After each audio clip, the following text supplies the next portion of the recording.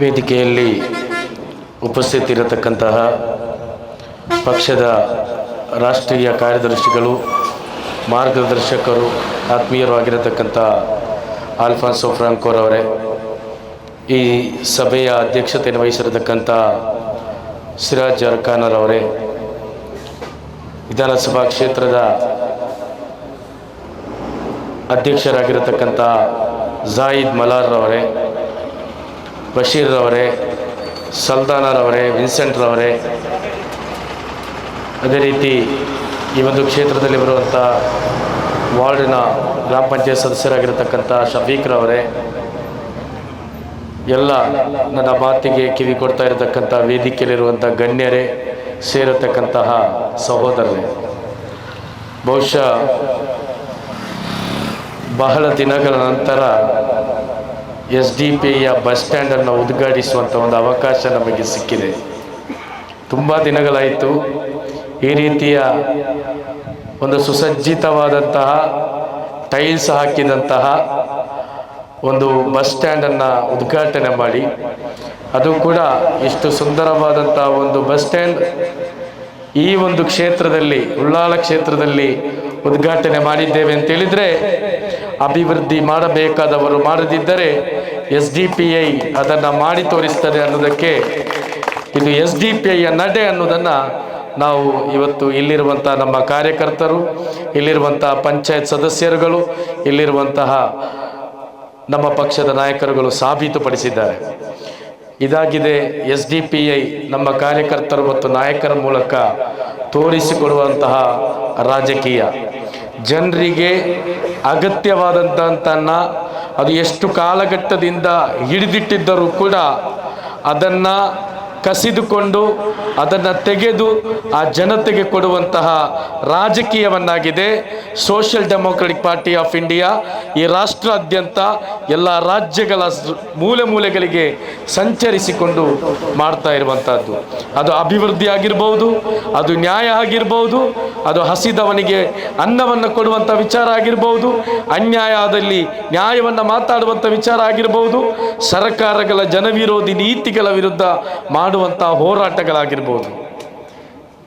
ಹಾಗಾಗಿ ನಮ್ಮ ಪಂಚಾಯತ್ ಸದಸ್ಯರು ಒಂದು ಮಾತನ್ನು ನಮೂದಿಸಿ, ನಮ್ಮ ರಾಜ್ಯಾಧ್ಯಕ್ಷರಾದಂಥ ಅಬ್ದುಲ್ ಮಜೀದ್ರವರ ಮಾತನ್ನು ನಮೂದಿಸಿ ಇಷ್ಟು ಜನರ ಮುಂದೆ ತೆರೆದ ಮಾತಲ್ಲಿ ಹೇಳಿದರು. ನಮಗೆ ರಾಜ್ಯಾಧ್ಯಕ್ಷರು ಹೇಳಿದರು, ಯಾರಾದರೂ ನಮ್ಮ ಪಂಚಾಯತ್ ಸದಸ್ಯರುಗಳು 1 ರೂಪಾಯಿ ತೆಗೆದ್ರೆ, ಭ್ರಷ್ಟಾಚಾರ ಮಾಡಿದರೆ, ಲಂಚ ಸ್ವೀಕರಿಸಿದರೆ ಅವರನ್ನು ಪಕ್ಷದಿಂದ ವಜಾಗೊಳಿಸ್ತೇವೆ ಅಂತೇಳಿ. ಅದನ್ನು ನಾವು 1 ಇಂಚು ತಪ್ಪದೆ ಪಾಲಿಸುತ್ತೇವೆ ಅನ್ನೋದನ್ನು ಈಗಾಗಲೇ ಸಿರಾಜ್ರವರು ಮತ್ತು ಅವರೊಟ್ಟಿಗಿರುವಂಥ ಎಲ್ಲ ಸದಸ್ಯರುಗಳನ್ನು ಅವರು ಹೇಳಿದರು. ಇದು ಇನ್ನು ಮುಂದಕ್ಕೂ ಕೂಡ ಹಾಗೆ ಆಗಿರ್ತದೆ. ಈ ಪಕ್ಷದ ಒಬ್ಬನೇ ಒಬ್ಬ ಪ್ರತಿನಿಧಿ 1 ರೂಪಾಯಿ ದೋಚಿದ್ರೆ ಆತ ಮರುಕ್ಷಣ ಈ ಪಕ್ಷದಲ್ಲಿ ಇರೋದಿಲ್ಲ ಅನ್ನೋದನ್ನು ಬಹಳ ಸ್ಪಷ್ಟವಾಗಿ ಈ ಪಕ್ಷದ ರಾಜ್ಯ ನಾಯಕ ಅನ್ನುವಂಥ ರೀತಿಯಲ್ಲಿ ನಾನು ಹೇಳಲಿಕ್ಕೆ ಇಷ್ಟಪಡ್ತಾ ಇದ್ದೇನೆ.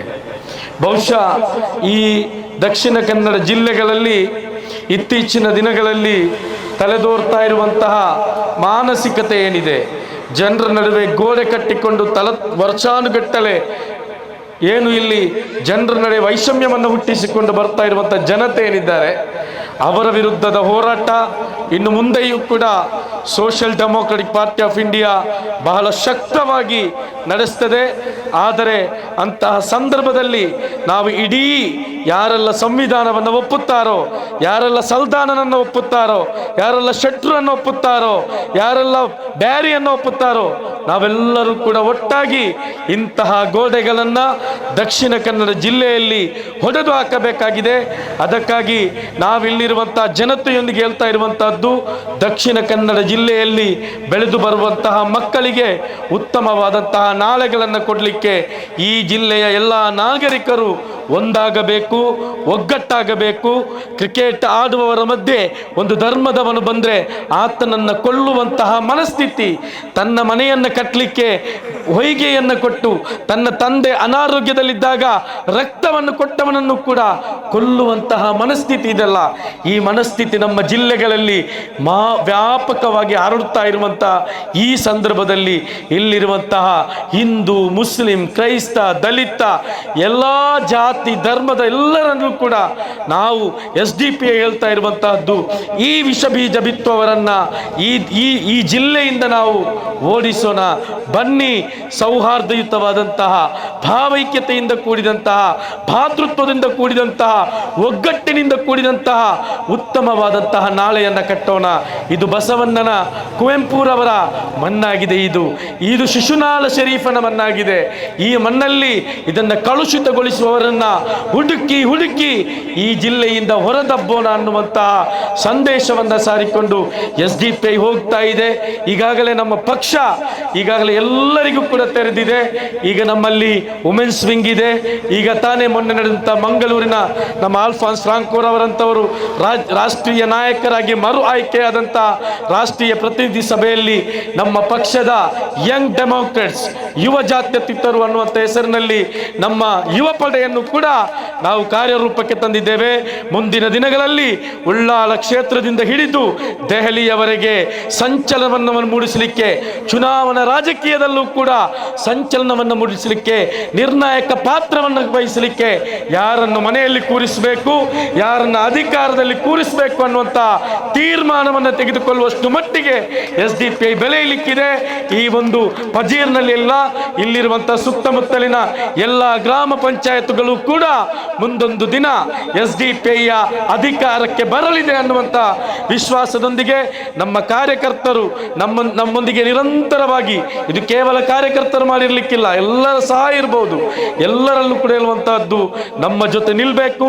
ಮುಂದಿನ ಚುನಾವಣೆ ಬರುವಾಗ ನಾವೆಲ್ಲರೂ ಕೂಡ ನಮ್ಮ ಕಾರ್ಯಕರ್ತರು ಪ್ರಮುಖವಾಗಿ, ನಮ್ಮ ಸ್ಥಳೀಯ ನಾಯಕರು ಪ್ರಮುಖವಾಗಿ ಕಟಿಬದ್ಧರಾಗಿ ಬದ್ಧತೆಯಿಂದ ಹೆಚ್ಚಿನ ಸಮಯವನ್ನ ಜನರಿಗೋಸ್ಕರ ವಿನಿಯೋಗಿಸಿ, ಜನಮಾನಸವಾಗಿ ಜನರಿಗೆ ತೊಂದರೆಗಳಾದಾಗ ಜಾತಿ ಧರ್ಮ ಭೇದ ನೋಡದೆ ಯಾವ ರೀತಿ ನಾವು ಕೊರೋನಾದಲ್ಲಿ ಸ್ಪಂದಿಸಿದ್ದೇವೆಯೋ ಅದೇ ರೀತಿ ಸ್ಪಂದಿಸಿಕೊಂಡು ನಿಜವಾಗಿ ಜನರು ಮನಸಾರೆ ಮತವನ್ನು ನೀಡುವ ರೀತಿಯಲ್ಲಿ ನೀವು ಈ ನಮ್ಮ ಪಕ್ಷವನ್ನ ನಿಮ್ಮ ಗ್ರಾಮಗಳಲ್ಲಿ ಕಟ್ಟಬೇಕಂತೇಳಿ ಕೇಳಿಕೊಳ್ಳುತ್ತಾ ನನ್ನ ಮಾತಿಗೆ ನಾನು ವಿರಾಮವನ್ನು ಹಾಕ್ತಾ ಇದ್ದೇನೆ. ಜೈ ಹಿಂದ್, ಜೈ SDP.